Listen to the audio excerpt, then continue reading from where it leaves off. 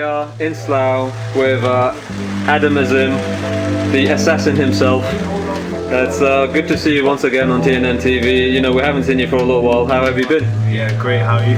Yeah, fantastic. We've obviously having to endure this global pandemic, all of us together. Yeah. But other than that, we are really looking forward to the pandemic at some point being lifted and things sort of getting back to normal. So, sort of, how have you been? You know, during this quite tough time? I've been great. I've been training every single day now, so I'm just trying to wait until this COVID-19 finishes and get back to work.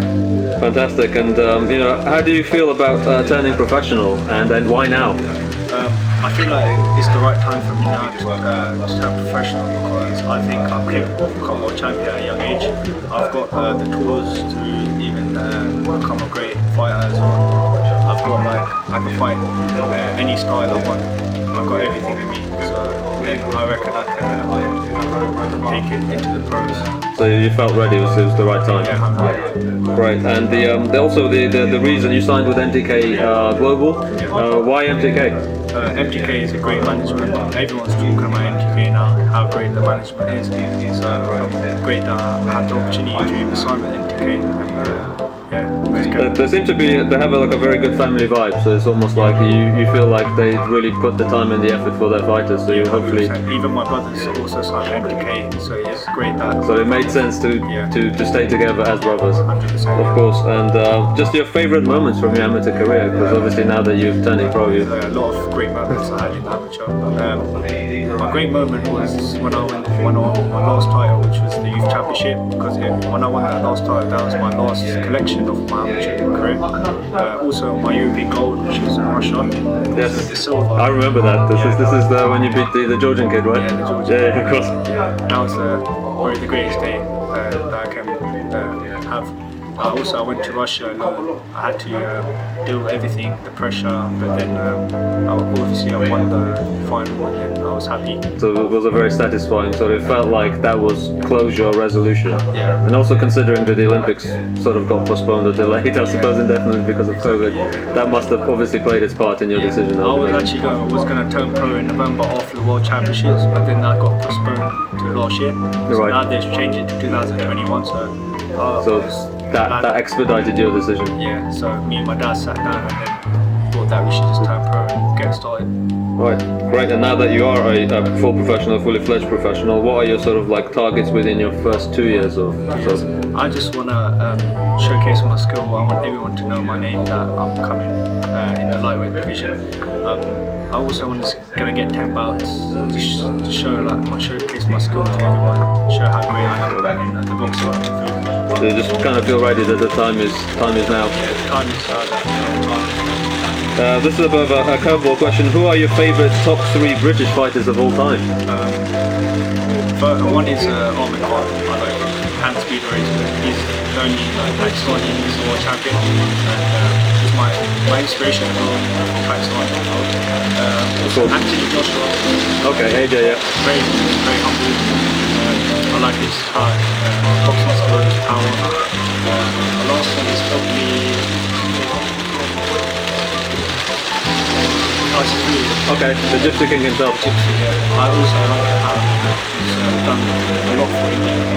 It's a very entertaining fighter, Tyson. I suppose he just takes everyone on, and he's entertaining out the ring as well as in the ring. Who can forget the Batman costume when he wore that to the Klitschko press conference, right? And so also your trainer, I mean, who is your now trainer in the pros? My trainer, I've got a few trainers, but my main trainer is my dad. He dictates everything, he tells me what to do, he tells me what decisions I should take as well. Okay. And then he gives me good ideas what to do. We've got a very good strong team, and So sort of like all done within the management, also within Team Azim as well. Yeah, with the management. Right. Yeah. And in terms of like any news on the pro debut, when that might happen, or might that not be in the works at the moment because of the delays with the virus? Yeah, it's just because of the delay of the virus that I can't really do anything about it now, because after the virus is gone, then I can start my pro debut. Hopefully I'll be turning 18 in July. Oh yes, so we forget you're still only 17, right? That's amazing. Yeah, I'm just waiting until I'm turning 18, then we can start from there. Fantastic. And of course the time you've had, you've just used that to sort of perfect your skills and hone your skills even further. Yeah. Great. And I mean, how would you describe your style for people that haven't actually seen you? If somehow by any chance our viewers haven't seen you yet on the channel, because hopefully they have, but just in case there are people that haven't, how would you describe your style? My style, I can fight any style. I can go front foot, then I come back foot. I've got a mixed style. I've got aggressive style. I've got good power as well. I can do the Philly shell as well. So you can sort of adjust depending on what your opponent is bringing to the I table. can adapt to any fighter, which is great. Fantastic. Well, thank you, Adam. And also, how old were you when you started actually boxing? I started at the age of 4. The reason I got into boxing is because my dad was a hyperactive kid, and then I So you needed an outlet. Yeah, something that's to- right. Yeah, that's right. Fantastic. And at age of 4, were you like super dead serious at the time, or did it slowly become like more and more? My dad got me straight into boxing, and then he goes, "I've got a really good talent to become a very good fighter in the future." So we started straight away. Straight away boxing. And when you were sort of like boxing from such an early age, were there any other sports that sort of at the time as a kid tempted you to try them out, or were you just purely only boxing only? I did football Okay. and cricket as like for fun, and then I did Sure, with boxing. friends or with school. Yeah, school friends.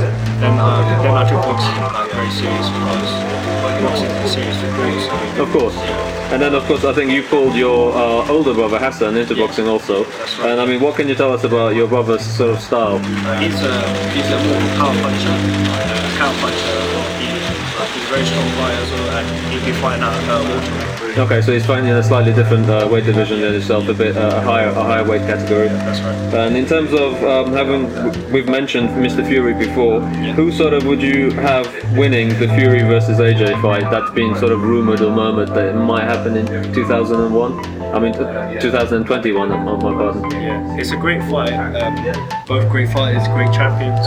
But honestly, I think Tyson Fury is the man who's going to win that fight. So do you think he has like an edge? Yeah, I think he's going to win quite easy. So Is it sort of like his skills or overall just the size or everything else? I think his skill is just unbelievable at heavyweight. That's for heavyweight. Moves is just brilliant for heavyweight. Yeah, he seems ambidextrous. He can hit with his left hand, his right, and his foot movement is incredible. I think AJ hasn't got that much experience as Tyson Fury. Right. But I think Tyson Fury will beat him because of skill and experience as well. So. Yeah, because Fury has had more bouts, plus he probably had a more sort of amateur experience, I would imagine, than Anthony Joshua.